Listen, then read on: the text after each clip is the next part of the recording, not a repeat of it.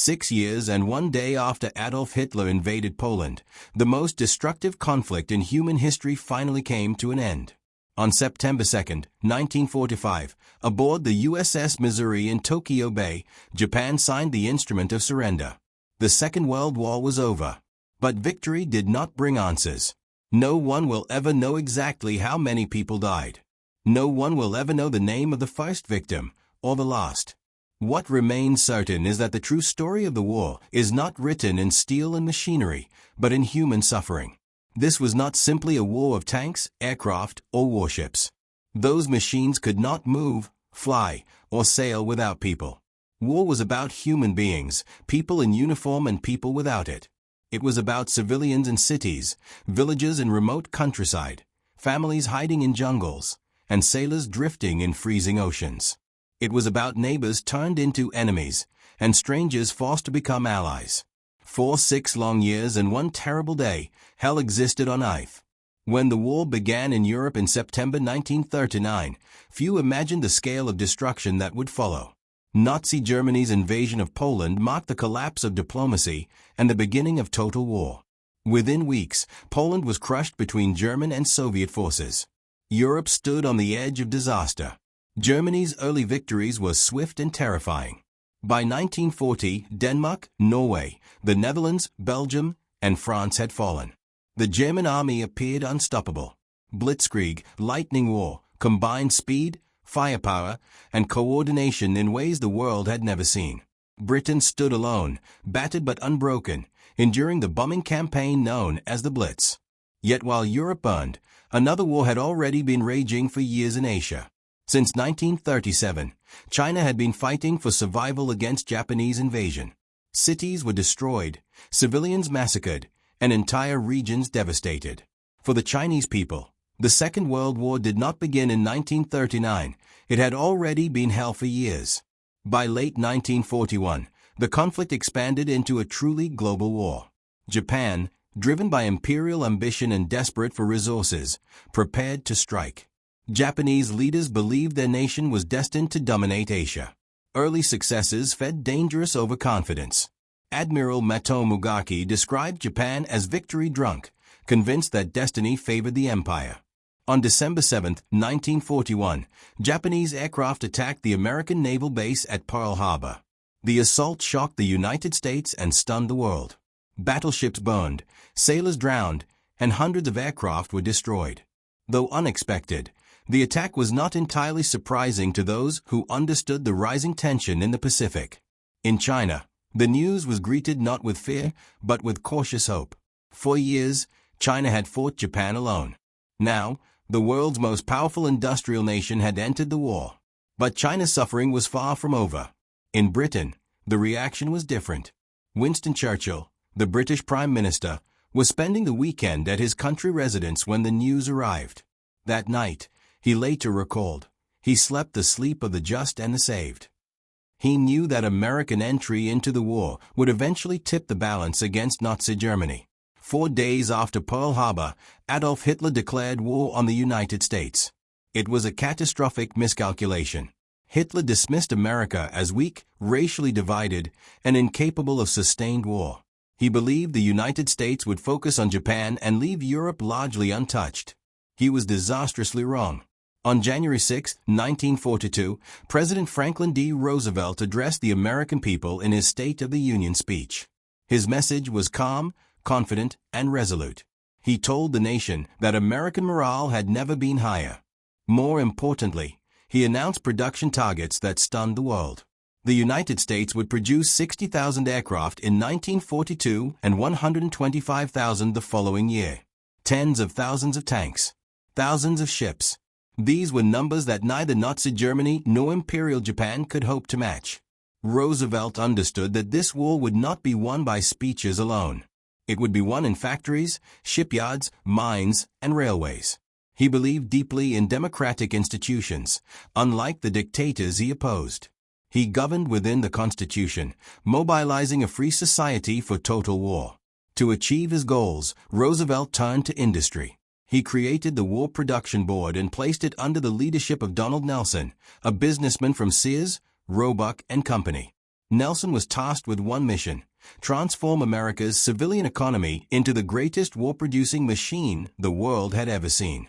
Across the United States, factories that once made refrigerators, automobiles, and washing machines were converted to build bombers, tanks, and artillery. Workers labored around the clock. Women entered factories in unprecedented numbers. The roar of industry became the heartbeat of the nation.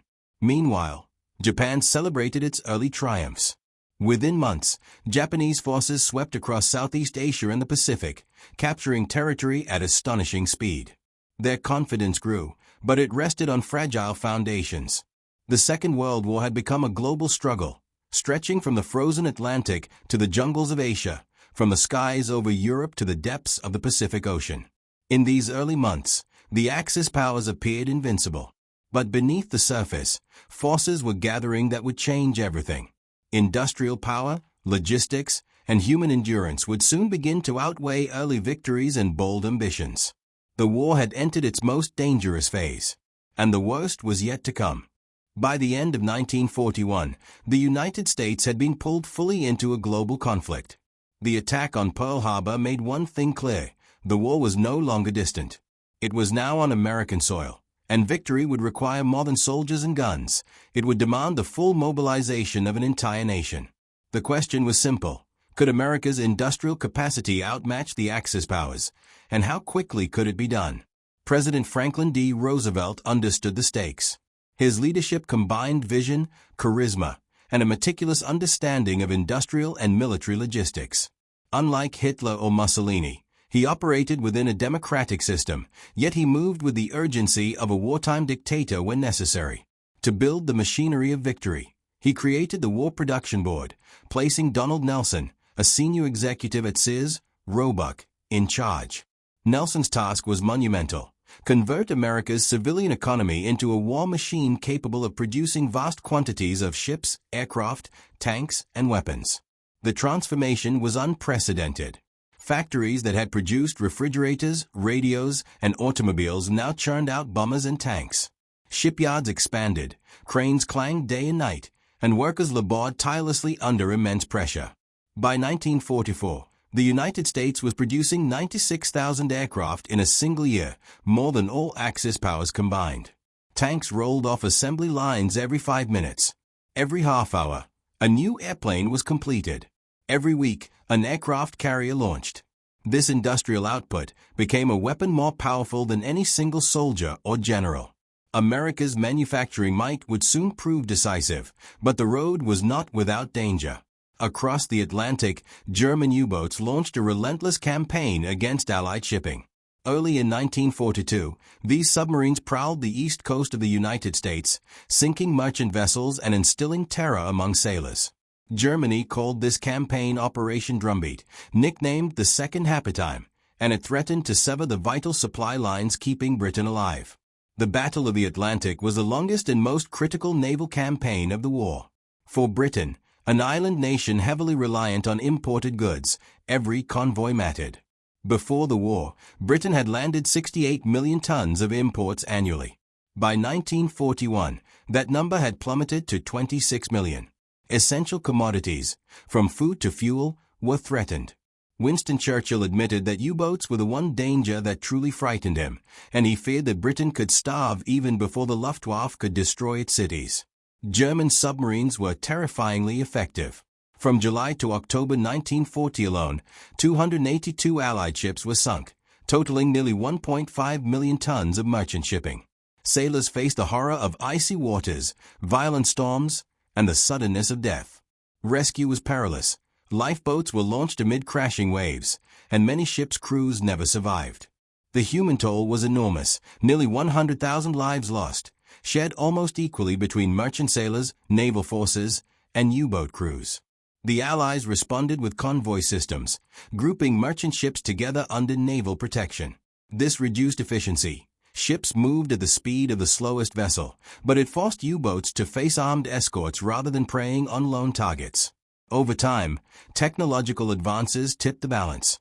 Radar, sonar, improved depth charges, and cryptography, combined with American industrial output, gradually neutralized the U-boat threat. By 1943, The tide had decisively turned. German losses became unsustainable, and Admiral Karl Dönitz was forced to admit that his submarine fleet could no longer dominate the Atlantic. The lifeline connecting Britain to North America, critical for food, fuel, and military supplies, had survived. The victory in the Atlantic was not just a naval achievement, it was an industrial triumph, made possible by the massive scale and speed of American production. America's factories were the heart of this triumph.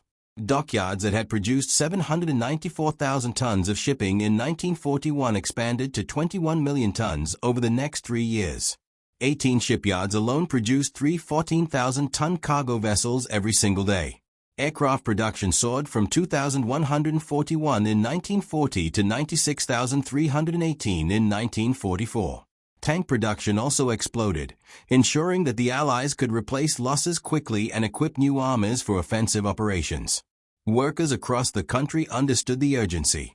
They labored under grueling conditions, often for 12 to 16 hours a day, knowing that the ships, planes, and tanks they produced could determine the outcome of the war. In cities near shipyards, the roar of cranes and hammering of rivets never ceased.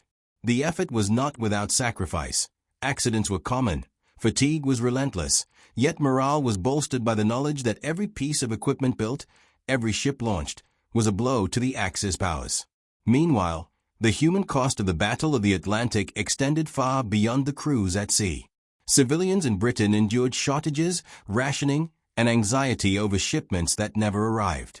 Once 10 to 15 ships a day brought vital supplies into British ports, but after the U-boat attacks began, this number was halved.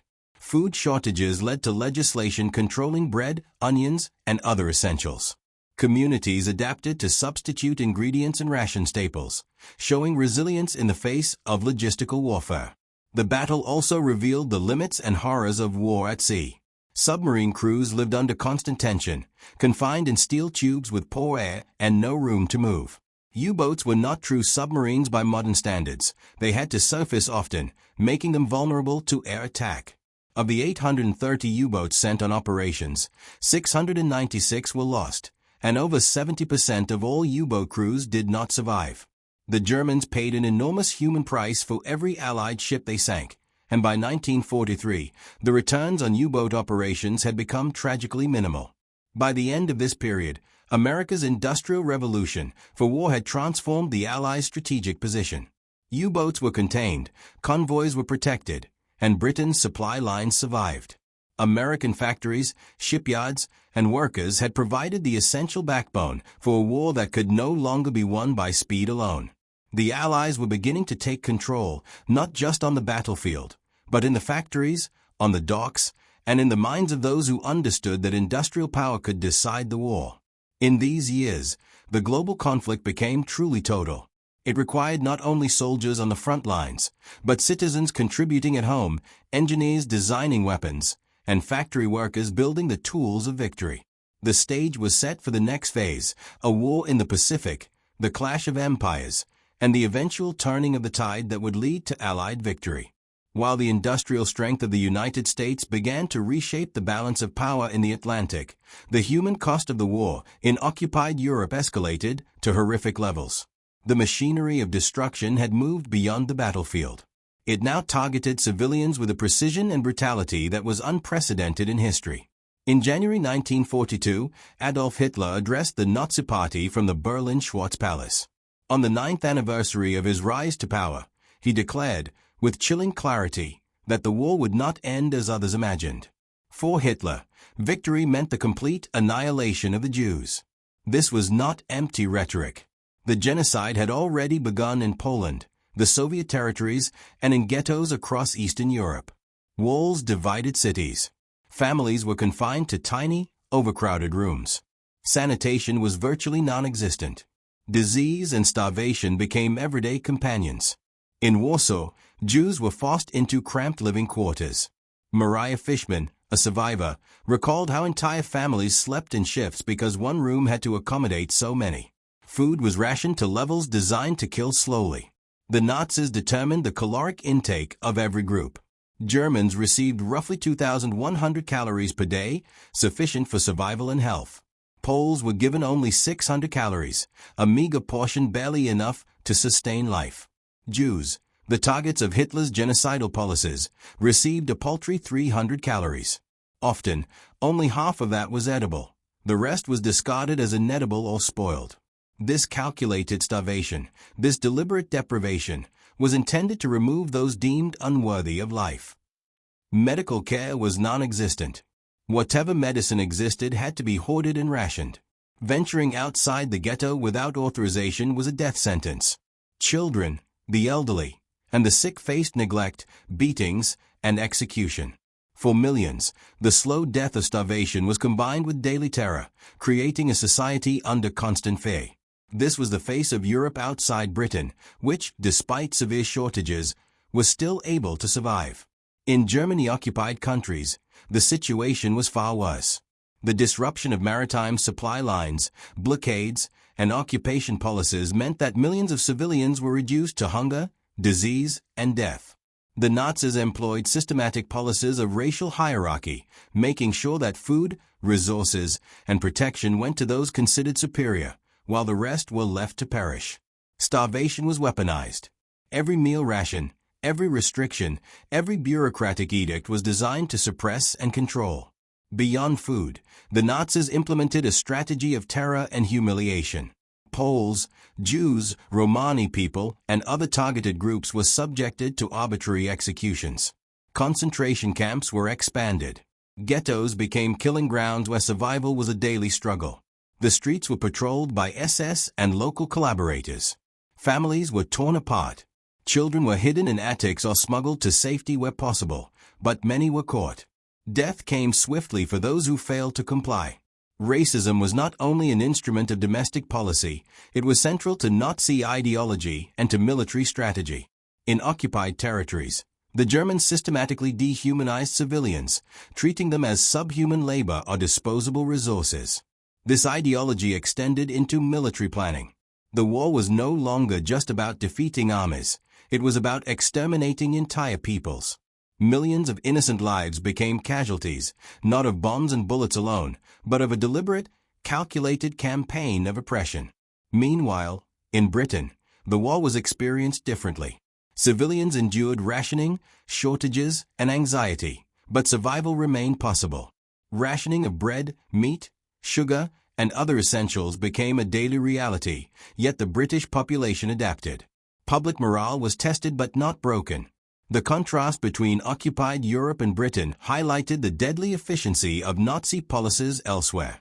While Londoners waited in queues and cooked substitute meals, millions in Poland, the Soviet Union, and other occupied countries faced starvation and arbitrary death. The winter of 1941 to 1942 marked a particularly grim period in Europe. Jews, Poles, and other targeted groups were confined to ghettos with minimal food, poor sanitation, and little medical care. Many starved slowly, while those considered fit were often conscripted into forced labor. The work was grueling, the hours long, and the conditions inhumane. Disease spread rapidly. Typhus, dysentery, and tuberculosis became killers alongside hunger and exposure. This period also marked the expansion of the final solution. Hitler and his generals understood that the war in the East could not be won by military might alone. The Nazis combined military occupation with industrialized genocide. Railways transported Jews and others to labor camps and extermination centers. Orders came from the highest levels of the Reich. Executioners carried out their duties with chilling efficiency. Those confined to ghettos were trapped in a system designed to eliminate them. For those living in occupied Europe, survival required ingenuity, courage, and sometimes sheer luck. Families hid food, children were smuggled into safe homes, and underground networks worked tirelessly to resist German control. Yet for millions, the odds were stacked against them. Starvation, disease, and violence were daily companions. Entire communities disappeared within months, leaving behind only ghostly memories and the remnants of homes and synagogues destroyed by fire. Despite the suffering, the human spirit persisted. Stories of resilience, bravery, and solidarity emerged from the darkness. Communities formed underground networks to smuggle food, provide shelter, and maintain some semblance of hope. Yet these efforts were perilous. The Nazis punished the smallest act of defiance with lethal force. Fear was a constant companion. By the end of 1942, the scale of civilian suffering in Europe was staggering. Millions had perished, and millions more lived under conditions that denied them basic human rights. The war was no longer just a conflict of armies. It had become a war against humanity itself. Starvation, oppression, and racialized policies created an environment where survival was extraordinary, and everyday life became a battle against death itself. In occupied Europe, the machinery of Nazi policy combined ideology, bureaucracy, and military power. It was a reminder that the war's deadliest battles were not only fought with guns and tanks, but with starvation, terror, and systematic dehumanization. The suffering of civilians became both a tool and a weapon, ensuring that the Axis powers would leave behind a legacy of horror that would take generations to reckon with. The contrast with Allied nations, particularly the United States and Britain, could not have been more stark. While industrial might, resourcefulness, and determination were turning the tide in the Atlantic, millions of people in Eastern Europe were being annihilated with chilling efficiency. The full horror of the Holocaust and the occupation of Europe would only become fully visible to the world after the Allied advance into Nazi-held territories. By the end of this phase of the war, one truth was clear. The Second World War was not only a battle for territory, resources, or power. While the war in Europe consumed millions of lives, a separate and equally devastating conflict was unfolding across the Pacific and Southeast Asia. Japan, driven by imperial ambition and a desperate need for resources, launched a lightning campaign that would extend its control across islands and mainland territories with unprecedented speed. The Japanese military strategy combined skill, boldness, and brutality, producing both spectacular victories and unspeakable atrocities. In the early months of 1942, Japan's imperial forces swept through the Pacific. The attack on Pearl Harbor was only the opening salvo. Within weeks, Japanese troops moved into Hong Kong, the Philippines, Malaya, and eventually Singapore. These advances were not random.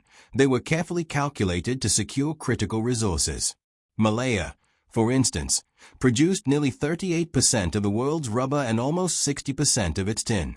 These materials were essential for Japan's war industry, and the Allies could not afford to lose them. In Malaya, Japanese forces confronted British and Commonwealth defenders who were poorly prepared for jungle warfare. British troops were trained for conventional battles in plains and hills, not narrow, dense, and unfamiliar jungle tracks. Indian units, which made up a substantial portion of the defense, found themselves at a severe disadvantage. Japanese soldiers, by contrast, had gained experience from years of combat in China. They were well-trained, highly motivated, and accustomed to the terrain. The Japanese employed a combination of speed, coordination, and tactical ingenuity. Where British forces relied on defending roads and rail corridors, Japanese troops often bypassed them entirely, moving through the jungle to outflank and surprise the enemy. In one remarkable instance, British defensive positions were surrounded and neutralized in minutes, leaving their artillery, vehicles, and supplies abandoned. One Japanese officer later boasted that the enemy's supply dumps, sarcastically labeled Churchill supplies, provided much of the food and resources his army needed. The capture of Singapore, Britain's so-called Gibraltar of the East, was a stunning humiliation for the Allied forces. Despite being outnumbered more than 2-1 and having marched over 50 days, the Japanese forces quickly overwhelmed British defenses. A combination of superior tactics, jungle experience, and psychological warfare led to the collapse of morale among defenders. General Arthur Percival, in charge of the British garrison, surrendered. For the first time in over a century, Britain's far eastern stronghold fell in less than a week. The human cost of these victories was immense. The Japanese occupation was characterized by systematic atrocities. Civilians, particularly Chinese residents in Singapore, became targets of mass killings. The operation known as Sukching, carried out from February 21 to March 4, 1942, sought to eliminate perceived threats from the Chinese population. Men between the ages of 18 and 50 were screened and executed, often arbitrarily. At Dan Besa, one screening center, men wearing glasses were selected simply because they were assumed to be educated. Conservative estimates put the death toll at 20,000. Some accounts suggest as many as 50,000 were killed. Japan admitted only 5,000, attempting to obscure the scale of the massacre. The Philippines experienced a similarly brutal campaign. American and Filipino forces, under General Douglas MacArthur, attempted to defend the islands, but they were underprepared and outmatched. Hours after Pearl Harbor, Japanese bombers destroyed much of the American air capability on Luzon. Japanese troops landed in force, capturing Manila and forcing the Allies to retreat to defensive positions on the Bataan Peninsula. MacArthur himself was evacuated to Australia under orders from President Roosevelt, leaving tens of thousands of soldiers behind. For those left behind, captivity brought unimaginable suffering. The Bataan Death March became a symbol of Japanese cruelty. 78,000 Allied prisoners were forced to march more than 100 kilometers under the scorching sun, with little food or water. Brutal guards executed those who faltered. It is estimated that up to 18,000 Filipino soldiers and over 600 Americans perished during the march. The conditions were so severe that barely a third of the survivors would live to see the end of the war. Japan's occupation strategy was rooted in ideology as much as military necessity. The Japanese military, influenced by extreme nationalism and racial supremacy, believed that Asian peoples could be dominated with strict discipline and fear. They systematically employed terror, killing civilians, destroying villages, and forcing labor upon populations.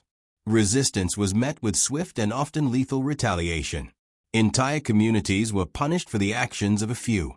In the Dutch East Indies, Japanese forces targeted critical oil fields. A decisive naval engagement, the Battle of the Java Sea, destroyed an Allied fleet commanded by Dutch Admiral Karel Doorman. 10 ships were sunk, and more than 2,000 Allied sailors died, all while Japanese losses were minimal. Landings followed, and the campaign for control of the islands lasted only a week. Japanese speed, coordination, and preparation ensured minimal resistance and maximum resource capture. Hong Kong, a British colony, fell within days. Japanese troops, following weeks of bombardment, executed orders to take no prisoners. Civilians endured brutal treatment, including public executions, forced labor, and confiscation of property. The fall of Hong Kong, like Singapore, symbolized the collapse of British authority in East Asia and highlighted the efficiency and cruelty of Japanese military operations. Throughout these campaigns, Japan relied heavily on its Navy and Air Force to support rapid advances. Aircraft carriers, bombers, and transport vessels allowed Japanese forces to move troops, artillery, and supplies across vast distances. Coordination between land, sea, and air forces gave Japan a temporary but devastating advantage. However, this strategy also relied on maintaining supply lines, which the Allies would eventually disrupt through submarine campaigns and airstrikes. By mid-1942, Japan had created a vast empire stretching from Southeast Asia to the Pacific Islands. Yet even in victory, the empire was fragile. It depended on local resources and maritime supply routes, both of which were vulnerable to disruption. American industrial might and the growing strength of Allied navies foreshadowed the eventual reversal of Japan's rapid advances. The empire built on speed, skill, and brutality had not yet faced the full might of a mobilized United States and its allies. In these months, the Japanese military demonstrated a lethal combination of tactical brilliance and ruthless cruelty. Their victories were fast, effective, and demoralizing for the Allies. But for civilians and prisoners of war, the human cost was staggering. Starvation, execution, forced labor, and terror defined life under Japanese occupation. From Singapore to the Philippines, Malaya to the Dutch East Indies, the consequences of Japanese expansion were catastrophic, leaving millions dead or suffering under unimaginable conditions. The speed and scale of Japan's conquests made clear one harsh truth: war in the Pacific would not be fought only on battlefields. It would be a total war, one that consumed soldiers, civilians, cities, and islands alike. By mid-1942, the rapid expansion of Axis powers in Europe and Asia had reached its zenith. Nazi Germany controlled much of continental Europe, and Japan dominated Southeast Asia and the Pacific Islands. Yet, the war was about to change. The Allies, fueled by industrial might, technological innovation, and strategic determination, began to regain momentum. The turning of the tide was not instantaneous. It was a result of planning, courage, and the unrelenting efforts of countless soldiers, sailors, airmen, and civilians. In the Pacific, the Japanese advance met its first major strategic defeat at the Battle of Midway, from June 4 to 7, 1942. The battle was a result of intelligent breakthroughs. American cryptographers had deciphered Japanese naval codes, revealing their plans to attack the island of Midway. The United States Navy, despite having fewer carriers, positioned its forces perfectly. In a decisive engagement, Japanese carriers Akagi, Kaga, Tsuryu, and Hiryu were sunk. Nearly 3,000 Japanese sailors were killed, and Japan lost the initiative in the Pacific. The victory at Midway halted Japanese expansion and shifted the strategic momentum to the Allies for the first time in the war. In Europe, the situation was equally critical. The Soviet Union, after suffering catastrophic losses in 1941 during Operation Barbarossa, began to stabilize its front. The harsh winter, combined with determined resistance and overstretched German supply lines, forced the Wehrmacht to halt its advance. Soviet counteroffensives in late 1942, particularly around Stalingrad, would become a turning point. The Battle of Stalingrad, lasting from August 1942 to February 1943, was one of the deadliest engagements in human history. Entire divisions were encircled and destroyed. German forces, once considered invincible, were forced into surrender, marking the beginning of a relentless pushback from the east. Meanwhile, the Allied industrial machine continued to transform the war in Europe and the Atlantic. American production of ships, aircraft, and tanks surged. By 1943, the United States was producing 96,000 aircraft annually and building a tank every 5 minutes. Merchant shipping and convoy systems, strengthened by technological advances like sonar and radar, began to blunt the German U-boat threat in the Atlantic. The Battle of the Atlantic, which had once threatened to starve Britain into submission, now tilted in favor of the Allies. Improved escort tactics, more effective depth charges, and better intelligence allowed convoys to traverse the Atlantic with significantly fewer losses. By mid-1943, the U-boat fleet could no longer dictate the flow of supplies, and Britain's survival, once precarious, became secure. In North Africa, the Allies prepared to confront the German Afrika Korps under General Erwin Rommel. Operation Torch, beginning in November 1942, involved American and British forces landing in Morocco and Algeria. Despite initial setbacks and fierce resistance, the Allies slowly gained ground. The cooperation between American, British, and colonial troops showcased a growing coordination among Allied forces that would define later campaigns. By May 1943, Axis forces in North Africa surrendered, marking the first significant defeat of German troops on land. The war in Southeast Asia remained brutal, but the Allies began to recover. Australia, India, and the United States coordinated defenses against Japanese expansion. Submarine campaigns disrupted Japanese supply lines, and air raids weakened their naval capacity. In New Guinea, Guadalcanal, and other Pacific islands, Allied forces engaged in grueling battles of attrition, reclaiming strategic positions and cutting off Japanese communications and reinforcements. These victories were slow and costly, but they demonstrated the limits of Japanese expansion and the resilience of Allied forces. Back in Europe, the German occupation of territories like France, Poland, and the Balkans continued to exact a heavy toll on civilians. Resistance movements, though fragmented and often under-resourced, grew more effective.